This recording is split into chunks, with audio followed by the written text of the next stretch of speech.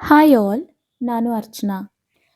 ಆ ಕರ್ಮ ಎಷ್ಟು ಅಚ್ಚುಕಟ್ಟಾಗಿ ಕೆಲಸ ಮಾಡುತ್ತೆ ಅನ್ನೋದಕ್ಕೆ ಒಂದು ಕತೆ ಇದೆ. ಒಂದ್ಸತಿ ಆ ಕೈಲಾಸದಲ್ಲಿ ಸಭೆ ಏರ್ಪಡಿಸಿದ್ರಂತೆ.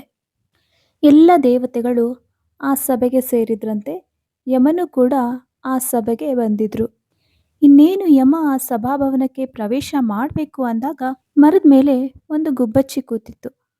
ಯಮ ಒಂದೇ ಸಮನೆ ಆ ಗುಬ್ಬಚ್ಚಿಯನ್ನ ದಿಟ್ಟಿಸಿ ನೋಡಿದ್ರು. ಪಾಪ ಆ ಗುಬ್ಬಚ್ಚಿ ಗಡಗಡ ನಡುಗ್ಬಿಡ್ತು. ಆ ಗುಬ್ಬಚ್ಚಿಗೆ ಗೊತ್ತಾಗೋಗ್ಬಿಡ್ತು, ಇನ್ನೇನು ನನ್ನ ಆಯಸ್ಸು ಹೆಚ್ಚಿಲ್ಲ ಅಂತ. ಯಮ ಅವ್ರ ಪಾಡಿಗವರು ಆ ಸಭೆಗೆ ಹೊರಟೋದ್ರು.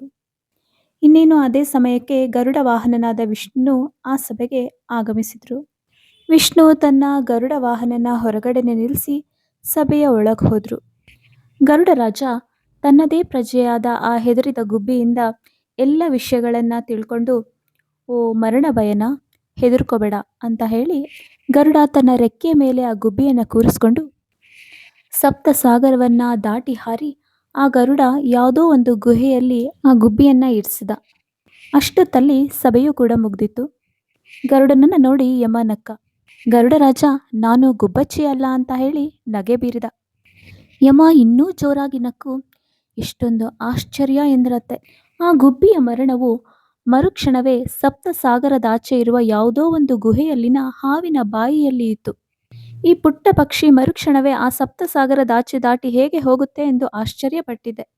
ಆ ವಿಧಿ ನಿನ್ನನ್ನೇ ಬಳಸಿಕೊಂಡಿತಲ್ಲ ಎಂದು ಯಮ ವಿಷಾದದ ನಗೆ ಬೀರಿದ. ಹೌದು, ಕರ್ಮದಿಂದ ಯಾರೂ ತಪ್ಪಿಸ್ಕೊಳ್ಳೋಕ್ಕಾಗೋದಿಲ್ಲ.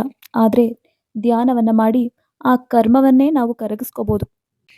ಅದಕ್ಕೇನೆ ಜ್ಞಾನಾಗ್ನಿ ದಗ್ಧ ಕರ್ಮಾಣಂ ಅಂತ ಹೇಳ್ತಾರೆ.